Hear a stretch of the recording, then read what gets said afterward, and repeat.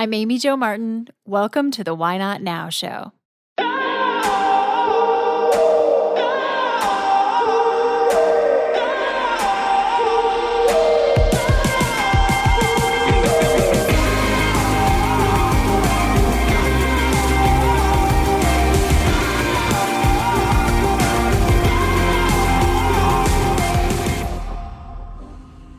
You know that thing you've been thinking about doing? Yeah, that one. Why not now? Have you ever actually taken the time to ask yourself, what's stopping me? Let's talk it through.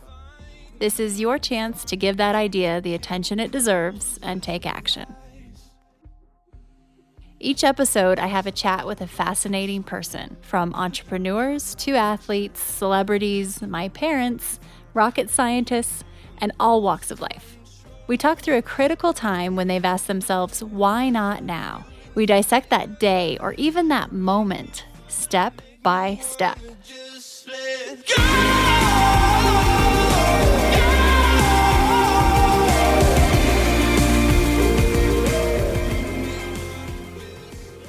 Hey everyone. So this is a bit of a unique episode. I had planned something else for this week. And in the spirit of my own why not now, I decided this was more of an important message. And what sparked my decision was hearing of the recent news about musician Chris Cornell committing suicide. He shocked his friends, his family, and his fans. After being sober for so many years and appearing to be in solid mental health, it was a complete shock. And appearing to be in solid mental health is kind of what I'm getting at here. This isn't an episode about Chris Cornell. It's really about the fact that our internal scars and struggles are really invisible. And it's about all of us. It's about you and me and your family and mine, your friends, my friends. And I've compiled a few short excerpts from various people, including Chris, that I thought could be helpful to you or someone you might know. On this show, we talk all about why not now and that question that we ask ourselves. And in many situations and areas of our life, we ask, why not now? Personal and professional. And the tendency for listeners that I hear from is to use that question toward a career change or something that involves entrepreneurship, starting your own thing. Well, having been an entrepreneur for the past nearly 10 years, I've seen the highs of highs and lows of lows that this path can take us on. A couple of years ago, I had an experience that really woke me up, and I realized that our society has encouraged us to take this leap, and we've done it. A lot of people are doing their own thing and taking on this big challenge. And the idea of launching a startup has been romanticized, rightfully so in many cases. You know, the freedom to design your own day and determine the fate of your own business is enlightening. But here's the secret that we never tend to talk about. Those ups also have huge downs, and the stress, the lack of sleep, and the weight of the world on your shoulders can easily leave you so lonely. That freedom we have as a business owner can leave us comfortless. And this isn't just about entrepreneurs. But given that's my lens, and a lot of listeners do have that desire, I'm taking this angle. Speaking from experience, there have been many times when the entrepreneurial road has been quite dark and desolate for me. A couple of years ago, I lost an incredible fellow entrepreneur, and my renegade friend, Jody Sherman.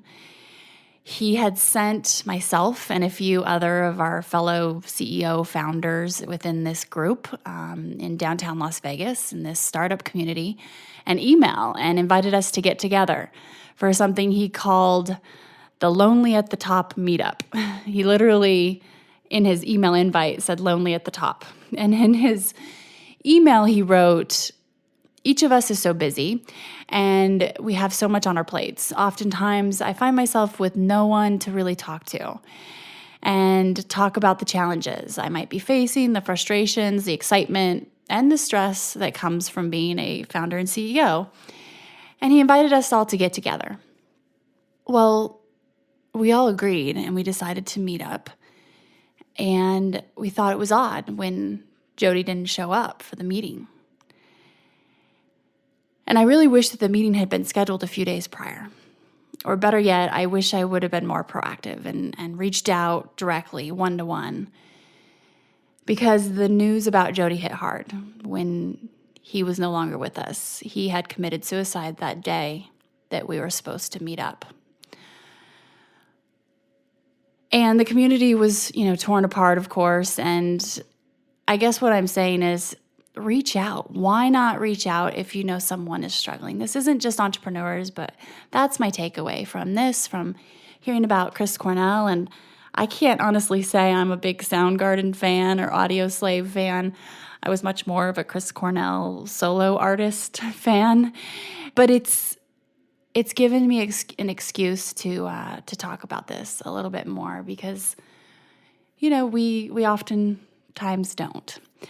So here's a clip from Chris himself that I thought was pretty powerful.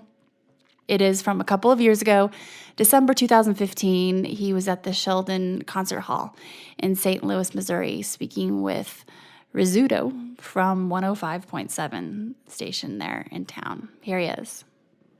If you go into a 12-step meeting, any city, and you count 75 people and you ask how many of them are musicians, you're going to get 2. Mm-hmm. And everybody else is going to be from every walk of life that you can imagine. The same as Scott Weiland's mother crying. There are mothers crying who have lost their sons, who are construction workers, mechanics, literally anything you can think of, and it's happening every day. And the only difference between a musician that's famous and that other kid is that we don't talk about him on the radio. If there's any sort of anything to learn from it, it's that there is no type of person, vocation. There is no categorization of person, man or woman that you can be that is going to be immune to a lot of these things: substance abuse, mental illness, behavioral problems. No one's immune to it, even the ones that you would think should have more help and support, maybe, But I don't know. I don't think that. I don't think that at the end of the day, if a person really wants to get better, anything can stop them. And if a person doesn't want to, they won't. Right. We can make them do it. My question is, why not? Why not reach out? Why not open up conversations and kind of try to slowly remove some of the stigma around mental health and depression, substance abuse? And when I think about the powerful conversations that I've been fortunate to have on this show, my chat with Billy Corgan is at the top, hands down. His words and advice could truly save someone's life. Here he is. Let's hop right in. Can you think of a time, and I'm sure there's so many throughout your career, where you just had to ask yourself, why not now? And it was that moment where it went from kind of the dreaming stage to the doing. And let's talk it through that moment, that day, hour, whatever it looked like. Well, the Smashing Pumpkins had put out one album, which was very, very successful. But as we were out promoting our album, the Nirvana album came out and was, as everyone knows, Nevermind was a massive album. And then Pearl Jam came out, too, in that time, and they were massive. And so within a short span of time, I went from thinking I was very successful within my given field to all the rules had changed in my given field, and everything I'd built myself up to be and do was no longer as relevant as it needed to be.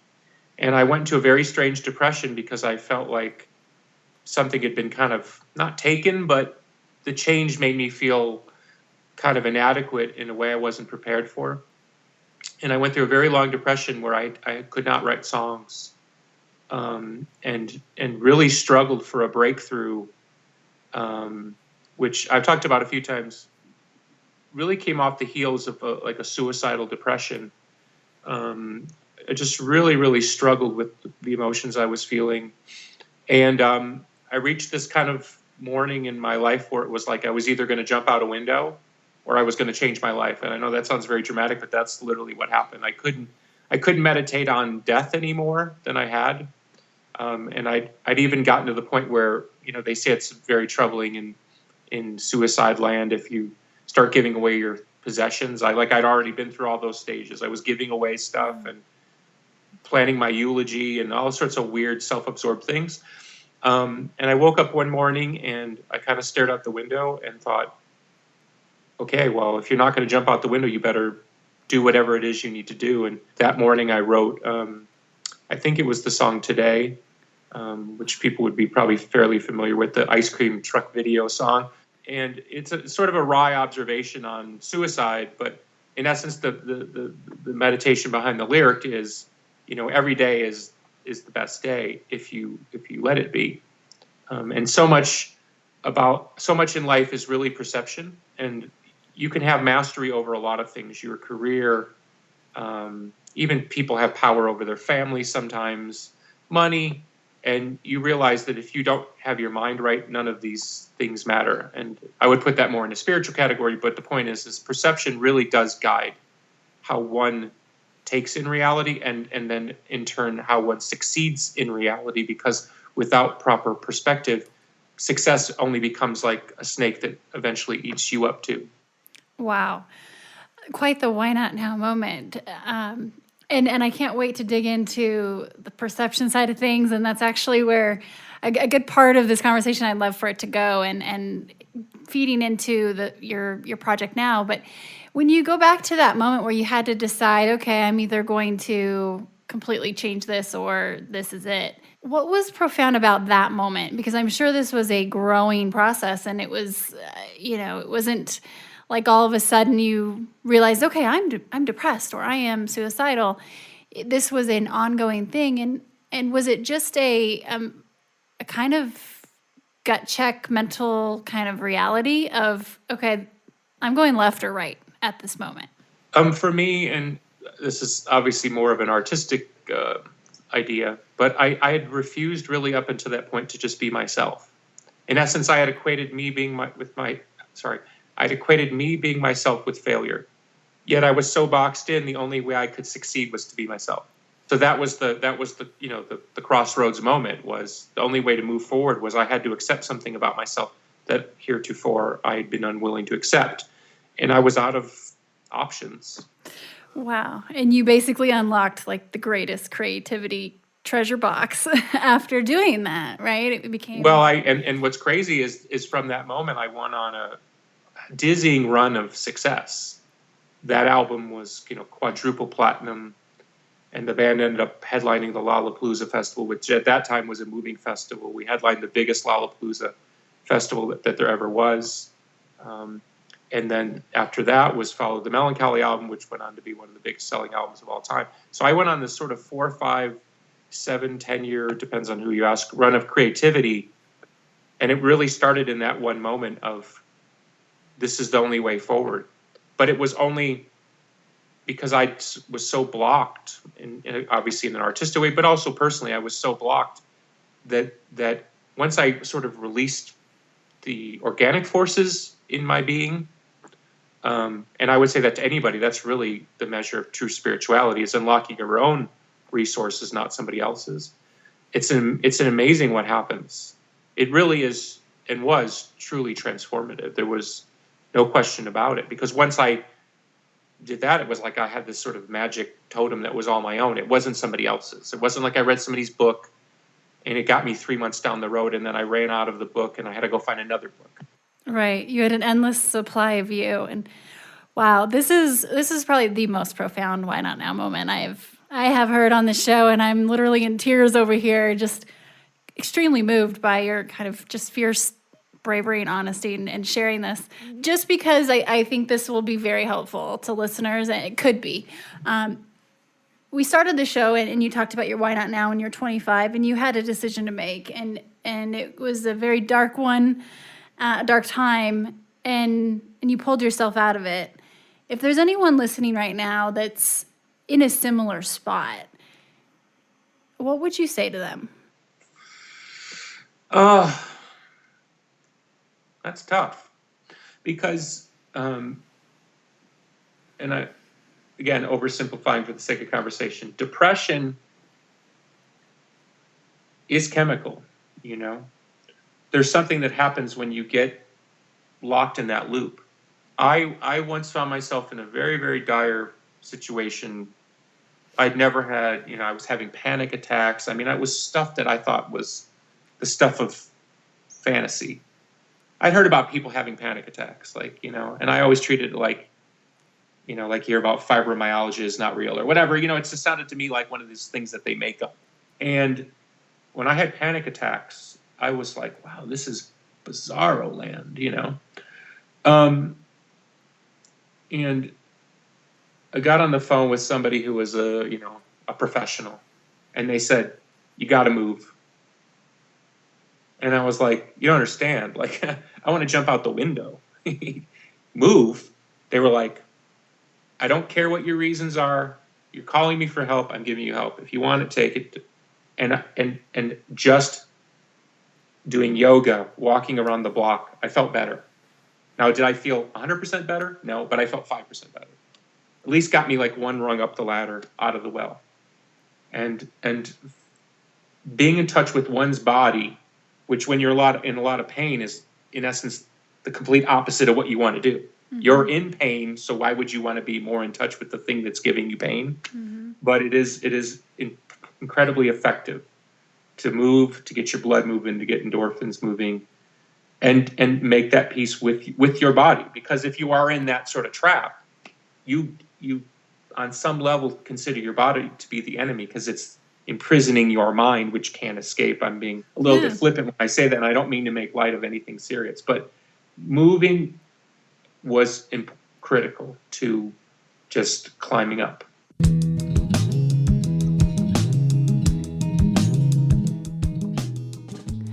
So I leave you with this.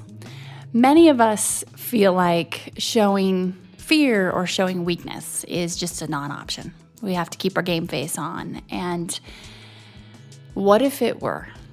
Why not talk to someone one-on-one, a friend, or reach out to someone who you think might need to have that conversation or just support? Why not? Imagine the impact that could have and the change of potential course. If you know of anyone or if you need help yourself, the National Suicide Prevention Hotline is 1-800-273-8255. And I hope that you will share this episode with anyone you feel could use it. Thanks for listening. Most of you know that I'm a big Headspace fan. And if you're new to the show, just as some background, I started using the Headspace app about a year ago, and it's been the single best thing I've ever done for myself. Here's the thing, though. Sometimes meditation and mindfulness is not what we imagine. Yes, there are days when I feel like I'm in a Zen situation, and other days I've been known to hit the SOS button. There's literally an SOS button on the Headspace app. So there have been times where I've removed myself from certain situations and gone somewhere to push this button. One time I even escaped my car. So this quick 3-minute mind saver has kept me from falling down that rabbit hole in some way. Or even saying things I didn't mean, maybe texting or emailing something to someone that I didn't mean. It's like taking a breath of fresh air, and it just allows me to reset. And as Jimmy Fallon, who uses the app, has even said, it's great. This British guy comes on, tells me it's going to be all right. In fact, the British guy, Andy, who's been on the podcast, comes on and says this when you hit the SOS button. Okay, so you've hit the SOS button. So there's a pretty good chance you're feeling pretty stressed right now. So to begin with, I'd just like you to find a place where you can sit down just for 2 or 3 minutes, completely undisturbed. So maybe you already meditate, maybe not, but you want to start. Regardless of the case, let's be real. Most of us don't have a Zen sanctuary with a fluffy pillow, mood lighting to retreat to when we're about to lose it. So now you can literally have an SOS button that you push. It's a 3-minute pause thanks to Headspace. There hasn't been a time when I've hit that button and it hasn't made me feel better.